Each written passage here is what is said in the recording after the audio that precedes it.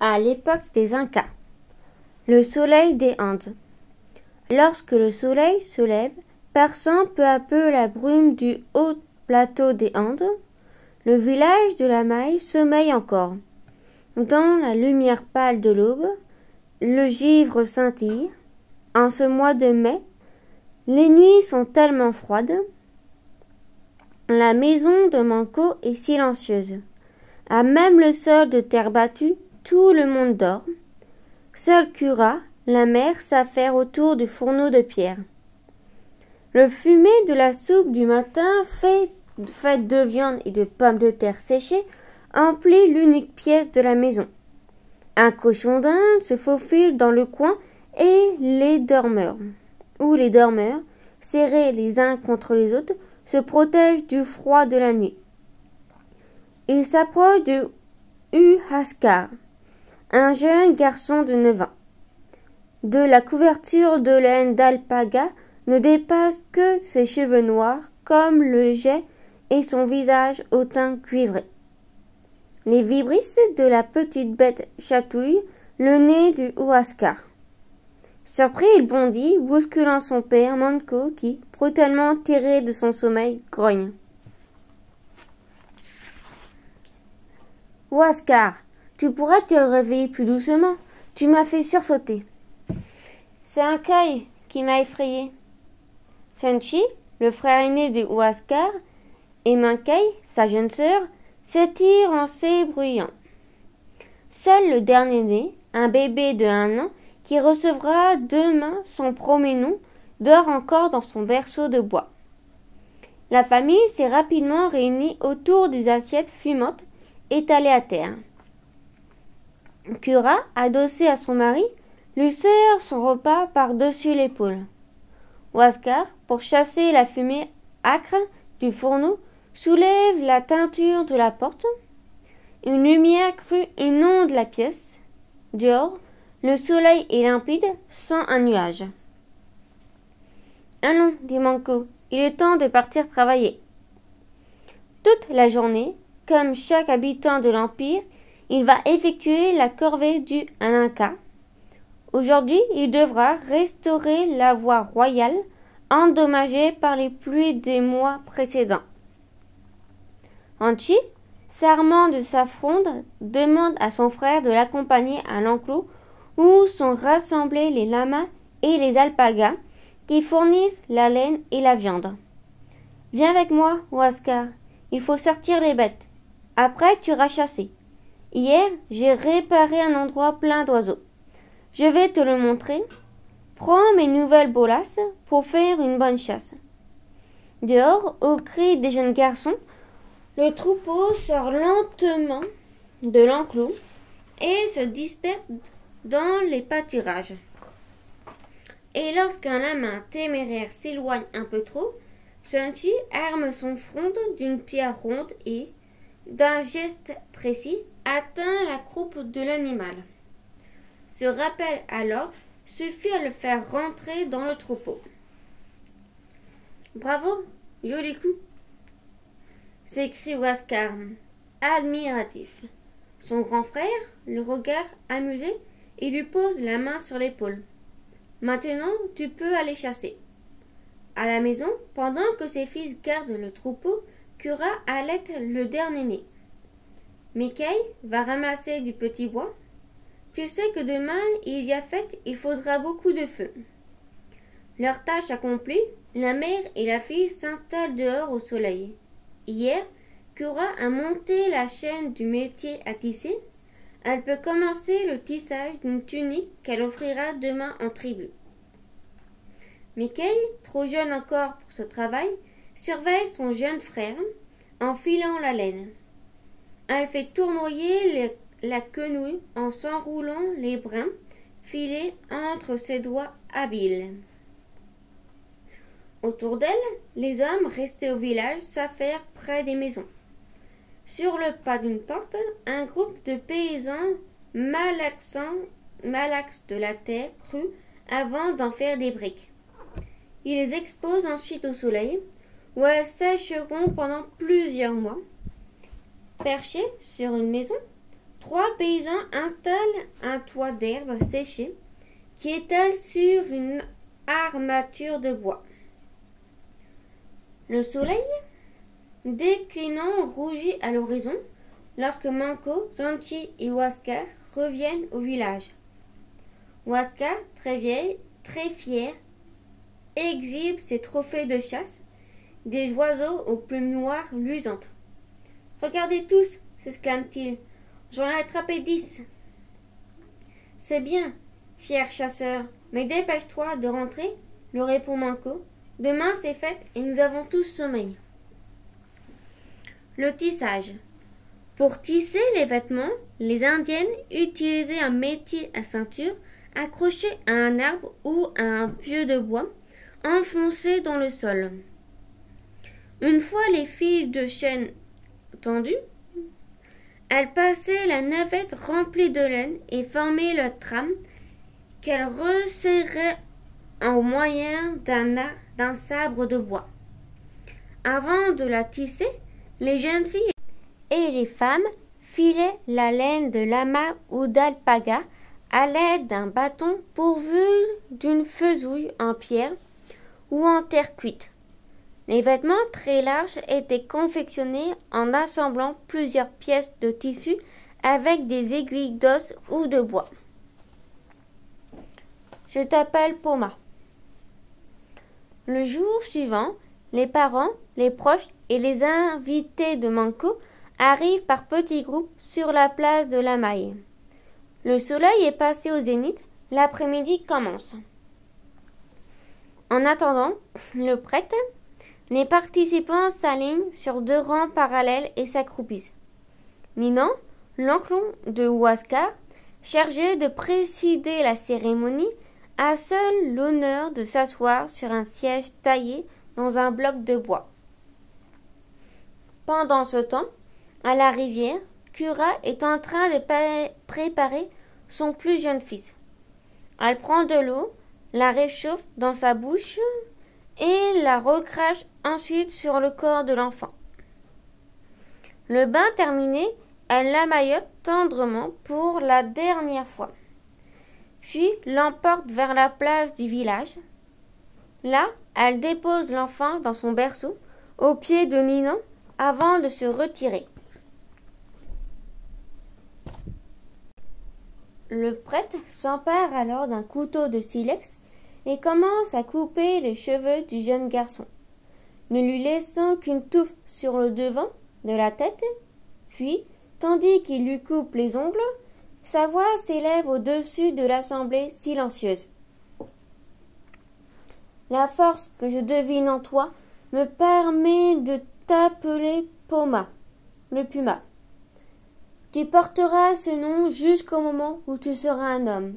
Ce jour-là, je te donnerai un nouveau nom. Après avoir soigneusement rassemblé dans une bourse les cheveux et les ongles coupés, Ninan libère Poma de ses langes et le vêt de sa première tunique. Puis il pose devant lui le gobelet de bois dans lequel il boira la chicha, la bière de maïs, le jour où il recevra son second nom, son nom d'homme. Les invités ne sont pas venus les mains vides. Ils offrent des cobayes vivants, des épices de maïs et des cruches de chicha. Les magiciens entament des airs et des chants. De fait, les femmes apportent des jarres de boisson, des cochons d'Inde rôtis dont Manqueuil a surveillé la cuisson. Ninan, servi le premier, lance en l'air un morceau de viande destiné à Anti, le dieu du soleil. Puis, remplissant un gobelet de chicha, il en jette quelques gouttes à terre, offrant ainsi à boire à Pachamama, la mère terre. Anti accepte sa nourriture et apporte au Poma ta protection. Lui qui vient de faire son entrée parmi nous, Pachamama, bois cette chicha et viens féconder le sol, sois bonne pour nous. Grisés par la bière et la musique, les hommes chantent, dansent. Les femmes, à l'écart, les observent du coin de l'œil. Elles éclatent de rire dès que l'un d'eux s'écroule et mord la poussière. Une nuit sans lune enveloppe peu à peu le village. La fête se poursuivra jusqu'au lendemain. Aussi les femmes allument-elles des feux et des torches. Wasker sent une torpeur l'envahir. Ses yeux se ferment malgré lui lorsqu'il entend son oncle appeler. « Wasker, viens près de moi. »« Oui, oncle Ninan, qu'y a-t-il ?»« Dans quelque temps, je partirai rendre visite à mon ami Yupanqui qui vit à Cusco. Tu es assez grand et vigoureux maintenant pour entreprendre un voyage de 4 jours. Aussi ai-je décidé de t'emmener. Qu'en penses-tu » Wasker saute de joie. N'en croit pas ses oreilles. Visiter Cusco, la capitale, c'est merveilleux. Tout excité, il assaille son oncle de questions. Quand partirons-nous? Verrons-nous l'Inca?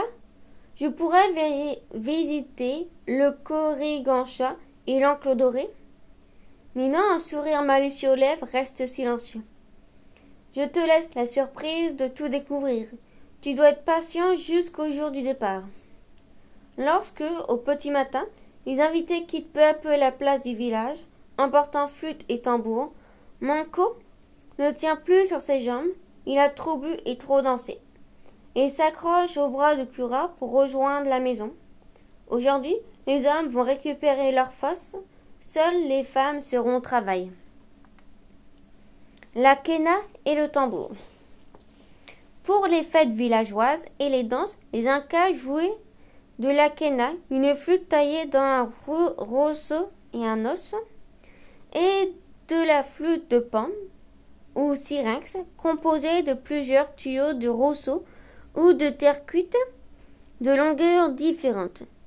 Elle se servait également de tambours et de tambourins formés d'une membrane tendue sur un socle de bois. Pendant les défilés officiels ou les précessions sacrées, seuls les tambours et les trompes de coquillage étaient utilisés. Ces derniers instruments émettaient des sons qu'on pouvait entendre de très loin et annonçaient l'arrivée de l'Inca. La route de Cusco. Le soleil n'est pas encore levé lorsque Ninan soulève la teinture de la porte. Wasker est déjà debout, prêt à partir. Le grand jour est arrivé. Excité par le départ, il n'a pas fermé l'œil de la nuit. Cura insiste pour qu'il prenne son repas avant de partir. Wasker, assieds-toi. Prends le temps de manger ta soupe, la route sera longue. Ninan, assieds-toi aussi, je vais te servir. Merci, Cura. En effet, la route sera longue. Tenez, voilà quelques galettes de maïs pour le voyage. Quand ils sortent de la maison, le soleil pointe à l'horizon. Il va éclairer leur chemin jusqu'à l'étape du soir. Avant d'atteindre la route royale, une belle chaussée pavée qui mène à Cusco, Ninan s'arrête à l'entrée d'une grotte. Dans ce lieu sacré et mystérieux, il dépose au sommet d'un monticule de pierre la petite bourse contenant les cheveux et les ongles de Poma. Au bout de quelques heures, Wasker est un peu fatigué. Le soleil est fort, la marche longue. Avisant une construction de pierre en bordure de la route, il demande à son oncle d'y faire une halte un moment. Ta nuit sans sommeil commence à se faire sentir, lui répond Ninan, d'un ton taquin. Mais tu as raison, un peu de repos ne nous fera pas de mal. À l'intérieur de l'édifice, un homme est assis, la tête dans les mains. Soudain, les cris parviennent de l'extérieur. L'homme se lève précipitamment. Qui est-ce? Demande Wasker. C'est un messager. Il va prendre le relais de celui qui criait et courir porter le message jusqu'au prochain poste, où un autre homme l'attend à quelques heures d'ici. Ce soir, l'Inca connaîtra le contenu du message. Lorsque, un peu reposé, il quitte le relais des messagers sur la route, une file d'une 50aine de lamas soulève la poussière, conduit par un caravanier. D'où viens-tu avec ce troupeau? Lui demande Ninan. J'arrive des mines de Potosi, à des journées de marche d'ici, avec tout un chargement d'or et d'argent destiné aux orfèvres de l'empereur l'Inca. Huascar et Ninan accompagnent la caravane quelque temps, mais au croisement d'une route secondaire, leurs chemins se séparent. Les voyageurs souhaitent bonne route à leurs compagnons et s'engagent dans un sentier qui grimpe vers le sommet. L'air bientôt se raréfie, les marcheurs s'essoufflent. Pour atténuer les effets de l'altitude, Ninan prend son sac quelques feuilles de coca et les mâche. Le chemin long, maintenant, est un précipice où coule un torrent capricieux. « Comment passerons-nous sur l'autre rive ?» demande Huascar. « Regarde, la réponse est devant toi, » lui répond Ninan. Il désigne du doigt une étrange installation au détour du chemin. Un gros câble sur lequel glisse une nacelle d'osier, reliant deux poteaux de bois. Nous allons traverser grâce à cet engin, suspendu au-dessus du vide. Inquiet, Huascar lance un coup d'œil au fond du ravin, mais détaille la nacelle qui lui semble bien fragile. Oui, mais ne crains rien, le rassure Ninan amusé. 2 gardiens veillent à l'entretien et ils nous feront passer à tour de rôle. En s'installant dans le panier, Ninan jette sa chique de coca humide et de salive dans le précipice. C'est pour engourdir les mauvais esprits qui voudraient nous attirer au fond du ravin, explique-t-il à Huascar. Lorsque vient son tour, l'enfant se cramponne mais garde courageusement les yeux ouverts. Fixé sur l'autre rive, ses jambes tremblent un peu. Il n'avait jamais encore ressenti cette étrange peur du vide. Le soleil commence à décliner, illuminant de ses derniers rayons les pics enneigés. Il est bientôt l'heure de s'arrêter. Huascar et Ninan poursuivent encore leur route jusqu'au Tambo Muchay, un relais de voyageurs où coulent des sources d'eau chaude. Les nombreux voyageurs sont déjà installés pour la nuit sur le sol du dortoir. Ninan et son neveu avalent rapidement leur galette de maïs. Épuisés par cette longue marche, confortablement enroulés dans une chaude fourrure de lama, Huascar ne résiste pas longtemps au sommeil. Les tunnels et les ponts. L'Empire Inca était traversé par 2 grandes voies. L'une longeait la côte du Pacifique, l'autre parcourait le haut plateau. Des routes secondaires qui remontaient les vallées reliaient ces 2 grands axes. La route de la mer, large de 4 à 5 mètres, était bordée d'un mur de terre séchée, le pissé, parfois décoré de peintures, représentant des animaux sur la puma, le haut plateau. La chaussée était plus étroite, pavée de pierres plates et dépourvue de murs. Traversant des régions accidentées, elle avait obligé les Incas à creuser des tunnels dans les montagnes, à jeter des ponts suspendus sur les ravins, à construire des digues sur les zones marécageuses.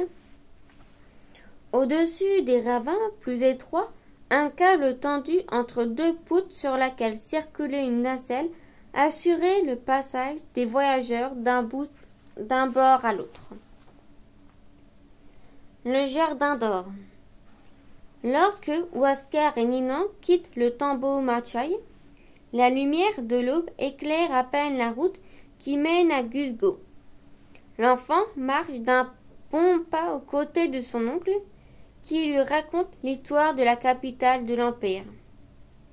Autrefois, en des temps très lointains, les hommes vivaient comme des bêtes sous le regard attristé du soleil, père de l'humanité. Pour leur venir en aide, il envoya sur terre 2 de ses enfants, Manco Capac, son fils, et Mama Oclo, sa fille, qui devaient apprendre aux hommes à cultiver et à élever des animaux et à vivre en paix. Ils s'installèrent près du lac Titicaca, avec pour mission de trouver un endroit où ils pourraient planter d'une seule poussée un bâton en or, confié par le soleil leur père. Ils cherchèrent très longtemps, parcourant plaines et collines, plateaux et montagnes, mais jamais le bâton ne s'enfonçait dans le sol. Un jour, ils arrêtèrent dans la vallée que tu distingues là-bas. Mango refit le geste habituel. Le bâton, cette fois, disparut d'un seul coup, comme aspiré par les entrailles de la terre.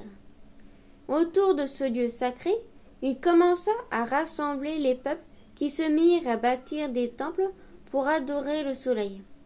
Ainsi naquit Cusco, le nombril du monde. Cusco, la ville des descendants du soleil. La cité de l'Inca s'étend maintenant devant Huáscar. Il aperçoit les toits des temples et des palais, pressant le pas. Attiré par les splendeurs, il espère découvrir Huáscar, pénètre dans la ville, suivant son oncle. Tous deux sont happés par la foule bruyante et colorée qui s'affaire dans les innombrables échoppes des artisans et des marchands. Intrigué, le jeune garçon s'arrête devant une femme qui peint de plumes multicolores un niche vêtement. Amusée par la surprise de l'enfant, elle lui offre une petite poignée de plumes bleues qu'il s'empresse de mettre précieusement dans son sac. Cheminant à travers les rues étroites, bordées de hauts murs de pierre, Huáscar et Ninan arrivent enfin chez Yupanqui. Leur hôte les accueille avec joie et les entraîne vers le Coricancha, l'enclos doré où se déroule une cérémonie en l'honneur de Virococha, le dieu créateur. La foule est déjà nombreuse devant le temple à la façade brillante de plaques d'or. Brusquement, les trompettes annoncent la sortie du cortège impérial. L'Inca et son épouse paraissent trônant majestueusement sur une litière d'or et d'argent portée par des hommes vêtus de bleu. Malheur à qui trébucherait, il serait immédiatement mis à mort. Sur d'autres palequins, les prêtres ont installé les momies des empereurs défunts. Comme l'Inca, ils portent de riches vêtements tissés et apportent de nombreux bijoux. Au lieu d'accompagner le cortège, Yupanqui fait signe à Huáscar et Ninan de le suivre discrètement. Les deux hommes et l'enfant pénètrent dans le temple, se dirigent vers le fond du bâtiment et parcourent un détail de couloirs qui les mène vers un jardin. Stupéfait, saisi de crainte et d'admiration, Huáscar se trouve plongé dans un univers irréel.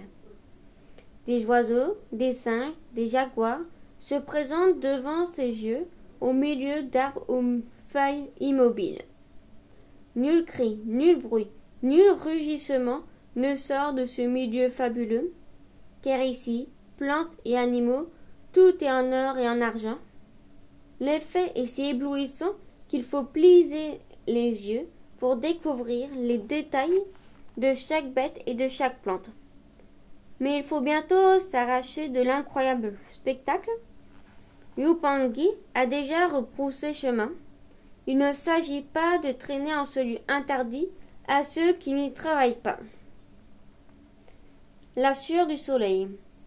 Les artisans indiens, pour fabriquer des objets de parure ou de décoration uniquement destinés à l'Inca et à la noblesse, utilisaient des métaux précieux, l'or et l'argent.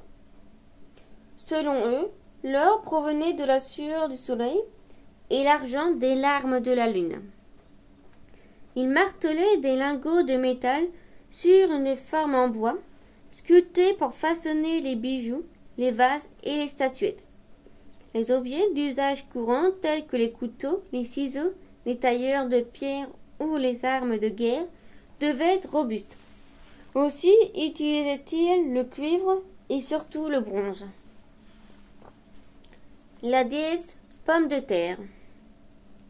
Au lever du soleil, Huáscar et Ninan se sont remis en route. Yupanqui leur a offert de la nourriture, des présents, quelques épingles et des couteaux de cuivre. Dès la sortie de Cuzco, ils entament l'ascension de la colline où se dressent les formidables remparts de la forteresse de Sacsayhuama. Devant les portes et sur les murailles, des guerriers sont en fonction, armés de frondes, de casse-têtes, de lances et de boucliers.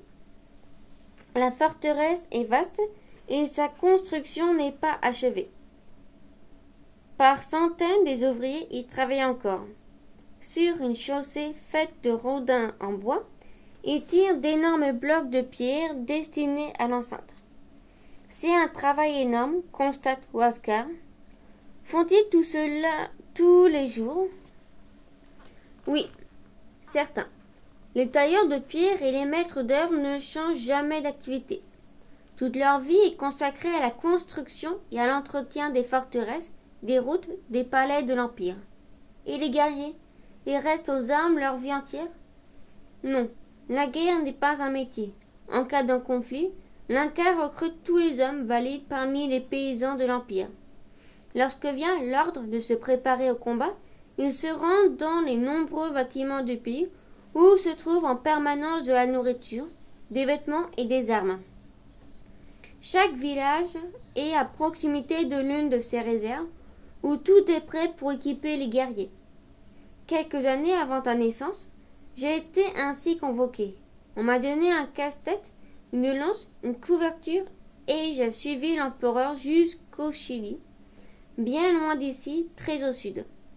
Des populations s'étaient révoltées contre notre Inca et il fallait les châtier. Nous avons traversé des montagnes couvertes de neige, puis un désert et nous étions écrasés par la chaleur. Quand nous avons rencontré l'ennemi, nous nous sommes battus.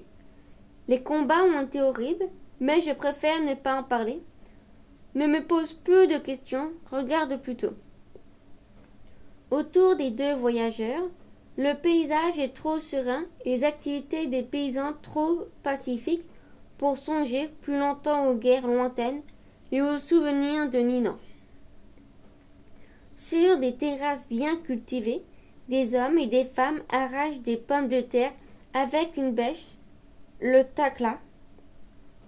Dès qu'un sac est rempli, une paysanne la charge sur son dos et remonte la pente d'un pas lourd avant d'étaler les turbucules sur un terre-plein devant les maisons. Ils y resteront exposés ainsi des jours entiers. Ils se dessécheront peu à peu sans pourrir et continueront de réserver impressibles jusqu'à la prochaine récolte. Soudain, un paysan, penché vers le sol, relève son tacla et pousse un cri en bondissant une pomme de terre. C'est Axomama, la déesse pomme de terre. Protégeons-la. Si nous la conservons précieusement, elle nous assurera une prochaine bonne récolte. Ninan et Huáscar se sont approchés. Huáscar voit comme la forme de cette pomme de terre rappelle étrangement celle d'un être humain. N'oublie jamais, chaque plante que tu connais ou que tu cueilles représente une divinité. Il faut donc les respecter, les vénérer, explique Ninan. Mais le soleil décline, il est temps de partir. Huáscar et Ninan doivent encore traverser un pont avant d'arriver au tombeau où ils passeront la nuit. Au-dessus d'un énorme ravin, deux grands ponts suspendus se balancent dans le vide. Avant de s'engager sur le pont emprunté par des voyageurs et des caravanes de lamas, Ninan paie le gardien avec quelques fruits offerts par Yupanqui. Pourquoi passent-ils tous sur le même pont? Demande Huáscar. L'autre ne sert à rien? Si, il est réservé à l'Inca et à sa famille, eux seuls peuvent l'utiliser. Le travail des pierres. Sous la direction d'un architecte ou d'un maître maçon, le tailleur de pierre extrayait les blocs dans les carrières. Pour les transporter jusqu'au chantier, des centaines d'hommes les faisaient ensuite rouler sur des rodins de pierre. L'artisan taillait alors la pierre selon la forme désirée avec un ciseau. Enfin, pour obtenir une surface lisse, ils la polissaient avec du sable humide. Une fois le travail achevé, on hissait la pierre sur le mur à l'aide d'un plan incliné. Le marché de Pissac. Sur le chemin du retour, Huáscar et Nina ont fait halte au marché de Pissac, l'un des plus importants de tout le Pérou. La place de la ville est occupée par d'innombrables étals, tous tenus par des femmes, assises à même le sol. Leurs marchandises présentées sur une étoffe, elles attendent les clients en filant de la laine. Dans le coin des fruits et légumes, Huáscar hume l'air attiré par une odeur étrange, à la fois lourde et suave. Il cherche et repère d'où provient l'agréable parfum. Devant lui, une femme a disposé sur un tissu rouge des fruits jaunes tachetés de brun qui ressemblent à des croissants de lune. Ce sont des bananes, lui dit son nom, tout en donnant à la marchande une belle épingle en échange d'une dizaine de fruits, dont une offre le plus mûr à Huáscar. D'où viennent ces fruits demande l'enfant en avalant gloutonnement une grosse bouchée. Des régions chaudes et humides de l'Empire. D'autres fruits que tu vois ici, comme les ananas, les papayes, les goyaves, poussent dans ces lointaines provinces.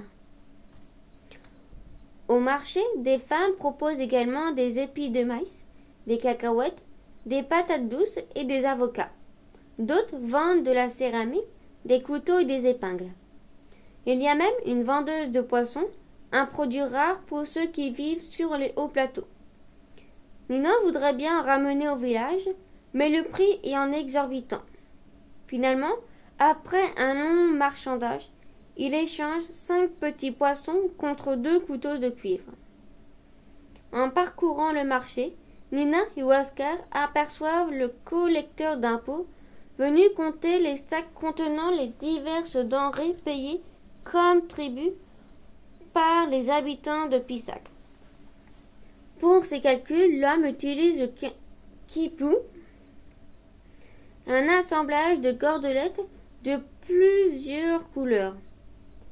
À chaque produit enregistré, il fait un nœud dans une de ces cordelettes dont chaque couleur correspond à une denrée précise. Cette tâche terminée, il enregistre maintenant le nombre de naissances et de décès survenus dans la ville depuis son dernier passage. Un messager se charge ensuite du quipu qui, par le système de relais, sera finalement confié aux fonctionnaires du palais de l'Inca. Sur la place, le marché se vide peu à peu. Les marchands remplissent leurs toiles contenant leurs produits invendus et chargent le tout sur leurs épaules. Pour Nina et Huáscar, c'est le signal du retour. Les dernières heures de marche qui les séparent de la maille sont rapidement effectuées. Dès leur arrivée au village, leurs parents et amis se précipitent vers eux. Dans la maison de Manco, Nina distribue le poisson et les bananes, alors que Huáscar est assailli par les questions de Cura et de Macay, qui sont les seuls à n'être jamais sortis de leur village. Quant à Poma, indifférent à toute cette agitation, il essaye d'attraper un cochon d'Inde qui s'est faufilé entre les jarres dans lesquels Cura entrepose les vêtements et les réserves de nourriture. Huáscar, rempli de fierté, décrit son long voyage, mais il garde précisément en secret la visite du Coricancha et de son jardin tout en or. Et au fond de son sac, sa main caresse les plumes bleues. Le maïs et la banane. Les Incas consommaient de nombreuses plantes que nous mangeons aujourd'hui, comme la pomme de terre, originaire du Pérou, l'avocat, appelé poire par les Espagnols au moment de la conquête, les cacahuètes et haricots, le maïs, connu de toutes les civilisations du continent américain, était à la base de l'alimentation des Incas. Les grains séchés et durcis au soleil étaient broyés en farine pour en faire des galettes et des bouillies. Les Incas mangeaient également des fruits cultivés dans des régions tropicales. Ils appréciaient particulièrement les cocailles et les papayes pour leur douceur, mais consommaient aussi des bananes et des ananas. Où retrouver les Incas? Aujourd'hui, de nombreux vestiges archéologiques sont dispersés au Pérou, en Équateur, en Bolivie et au Chili, témoignant de l'étendue de l'Empire Inca et du savoir-faire de ses architectes parmi les sites.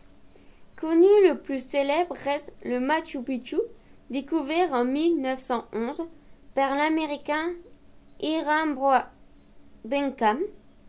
En Europe, plusieurs musées possèdent des collections d'objets incas. Le musée de l'Homme au Palais de Chaillot à Paris, les musées royaux d'art et d'histoire à Bruxelles. La mort de l'Empire Inca. En avril 1532, attiré par la richesse de l'Empire Inca, le conquistador Francisco Pizarro débarque sur les côtes du Pérou. Le pays est en pleine guerre civile, ce qui facilite la conquête de l'Espagnol. Francisco Pizarro rencontre l'Inca Atahualpa et lui tend un guet-apens. On fait prisonnier l'empereur et exécuté l'année suivante. Des milliers d'Indiens sont massacrés. En quelques années, les conquérants prennent possession de tout l'empire et organisent le travail forcé de la population. Petite chronologie. 60 000 ans avant Jésus-Christ, début du peuplement de l'Amérique par des tribus originaires d'Asie qui franchissent à pied une bande de terre ferme. 5000 ans avant Jésus-Christ, le maïs commence à être cultivé en Amérique centrale. Sa culture se répand ensuite sur tout le continent. 1000 à 300 ans avant Jésus-Christ, épanouissement puis déclin de la civilisation Olmec, première grande civilisation américaine. 13e à 15e siècle, Empire Inca, 12 empereurs se succèdent sur un territoire centré sur le Pérou actuel, peuplé de 6 millions d'habitants. 1532-1533, début de la conquête espagnole. 1571, les dernières résistances incas à la présence espagnole se sont noyées dans le sang. Fin du livre.